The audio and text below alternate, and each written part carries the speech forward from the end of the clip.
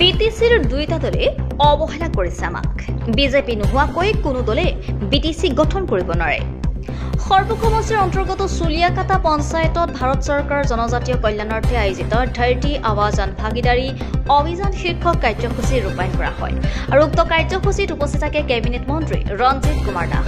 জনজাতীয় লোকসকলৰ মাজত চৰকাৰী আঁচনিসমূহ সঠিকভাৱে ৰূপায়ণ হয় তাৰ প্ৰতি লক্ষ্য ৰাখি সমগ্ৰ দেশতে ধৰতি আৱাজ জন ভাগিদাৰী অভিযান হাতত লোৱা হৈছে আৰু এই অভিযানৰ জৰিয়তে আধাৰ কাৰ্ডৰ সুবিধাৰ পৰা আৰম্ভ কৰি জনধন একাউণ্ট খোলাৰ সুবিধা লাভ কৰিব। ইফালে বিটিচি নিৰ্বাচনতকৈ সাংবাদিকৰ প্ৰশ্নোত্তৰত কয় যে আমি বিটিচি নিৰ্বাচনত 18টাকৈ তলত আসন নাপাওঁ, তাতকৈ বেছিহে পাম। আমি কাৰ লগত চৰকাৰ গঠন কৰিম এতিয়াও ঠিক হোৱা নাই। বিজেপি নোহোৱাকৈ কোনো দলে চৰকাৰ গঠন কৰিব নোৱাৰে। বিটিচি দুয়োটা দলে আমাক অৱহেলা কৰিছে। সৰভোগৰ পৰা পুৰণ দেউৰী ৰিপৰ্ট, অৰুণোদয় অসম। ভাৰত চৰকাৰে ভাৰতবৰ্ষৰ প্ৰতিখন জনজাতি অধ্যুষিত অঞ্চলত যাতে জনজাতিসকল যিহেতু পিছপৰা এটা জনগোষ্ঠী, তেওঁলোকক যি চৰকাৰী আঁচনিসমূহ প্ৰধানমন্ত্ৰী আৱাস যোজনাই হওক বা কৃষক ফচল বীমাই হওক বা আমাৰ যিবোৰ সমাজ সেৱা কেন্দ্ৰৰে স্কিম আছে, সম্পূৰ্ণ স্কিমবোৰ যাতে তেওঁলোকক যাতে সম্পূৰ্ণৰূপে প্ৰদান কৰিব পৰা যায়, 100% চেচুৰেশ্যন যাতে হয়, তাৰ কাৰণে এক নিৰ্দিষ্ট লক্ষ্য ৰাখি সমগ্ৰ ভাৰতবৰ্ষতে এনেকুৱাকৈ অভিযান চলাইছে। আৰু তাৰে অংশ হিচাপে আজি চুলিয়াকাটা পঞ্চায়ততো আমাৰ জিলা প্ৰশাসনৰ পৰা আজি এই কাৰ্যসূচী আয়োজন কৰা হৈছে, যাতে এই অঞ্চলত যিসকল জনজাতীয় লোকে এতিয়াও যদি ধৰি লৈছোঁ আধাৰ কাৰ্ড, কাৰোবাৰ যদি আধাৰ কাৰ্ড যদি হোৱা নাই, আধাৰ কাৰ্ডখনো ইয়াতে কৰি দিয়াৰ ব্যৱস্থা আছে।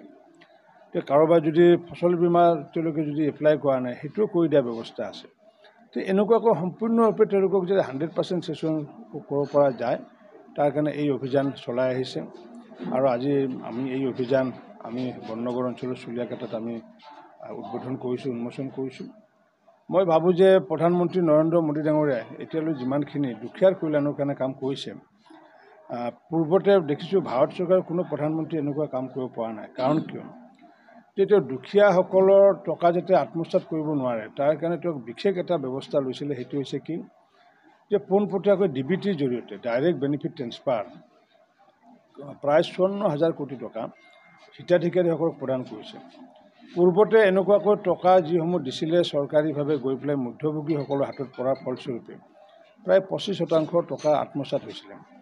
এতিয়া ডাইৰেক্ট বেনিফিট ট্ৰেন্সফাৰৰ জৰিয়তে 54,000 কোটি টকা, তাতে প্ৰধানমন্ত্ৰী আৱাস যোজনাই হওক বা ফচল বীমা হওক, কৃষক সন্মান যোজনাই হওক, যাৰ কাৰণে এতিয়া পোনপটীয়াকৈ বেনিফিচিয়াৰীসকল লাভ কৰিবলৈ সক্ষম হৈছে। এপিনে তেওঁ দুখীয়া মানুহক বেংকত যোৱা সাহস প্ৰদান কৰিলে, আনপিনে কৰিলে কি, যে টকা যাতে আত্মসাৎ কৰিব নোৱাৰে তাৰ কাৰণে DBTৰ জৰিয়তে ব্যৱস্থা কৰিলে। ঠিক তেনেকুৱাকৈ আমি যদি DBTৰ কথা কওঁ, আমাৰ ফচল বীমা যোজনাত বৰপেটা জিলাখনত যোৱাবাৰ যিসমূহ শস্য নষ্ট হৈছিল তাৰ বাবদ যোৱাবাৰে 10 কোটিতকৈ অধিক টকা প্ৰদান কৰা হৈছিল। এই যে কৃষকে টকা পাইছে, এনেকুৱা ব্যৱস্থা পূৰ্বতে নাছিলে।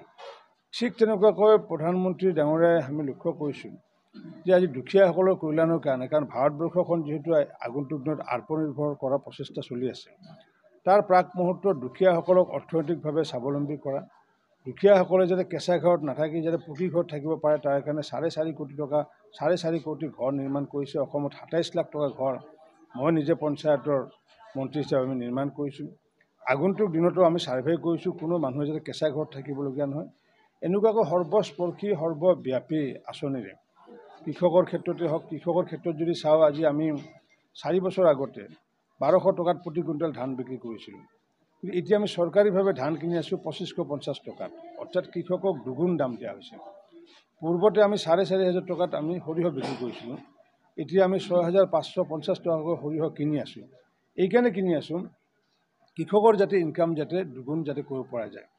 এনেকুৱা কৃষকৰ কল্যাণ, দুখীয়াৰ কল্যাণকে আদি কৰি মহিলাৰ কল্যাণকে আদি কৰি মহিলাসকলক আমি লাখপতি বাইদেউ হিচাপে নিৰ্মাণ কৰাৰ কাৰণে ব্যৱস্থা লৈছোঁ। উদ্দেশ্য হৈছে হিতাধিকাৰী নহয়, উদ্দেশ্য হৈছে কি, তেওঁলোকক লাখপতি বাইদেউ যদি বনাব পাৰে, তাৰমানে তেওঁলোকে বছৰেকত লাখ টকা আৰু মাহেকত তেওঁলোকে 8,000 টকা ইনকাম কৰিব পাৰিলে, মই ভাবোঁ 30 লাখ মহিলাই যদি প্ৰতি বছৰত 1 লাখকৈ যদি ইনকাম কৰে, তেতিয়াহ'লে বছৰত 30,000 কোটি টকা অসমৰ মহিলাই ইনকাম কৰিব পাৰিব। স্বাভাৱিকতে অসমৰ GDP বাঢ়ি যাব, অসমখন আগন্তুক আগুৱাই যাব। কাৰণ মহিলা আত্মনিৰ্ভৰ যেতিয়ালৈ নহয়, তেতিয়ালৈ আমি আত্মনিৰ্ভৰ কৰিব নোৱাৰিম। কৃষক আত্মনিৰ্ভৰ নোহোৱা পৰ্যন্ত আমি অসম আত্মনিৰ্ভৰ কৰিব নোৱাৰিম। সকলোকে যাতে আমি আত্মনিৰ্ভৰ কৰিব পাৰোঁ তাকে নিৰলসভাৱে প্ৰচেষ্টা অব্যাহত ৰখা হৈছে দেশৰ প্ৰধানমন্ত্ৰী আৰু অসমৰ মুখ্যমন্ত্ৰী ডাঙৰীয়া। কালি অখিল গগৈ এটা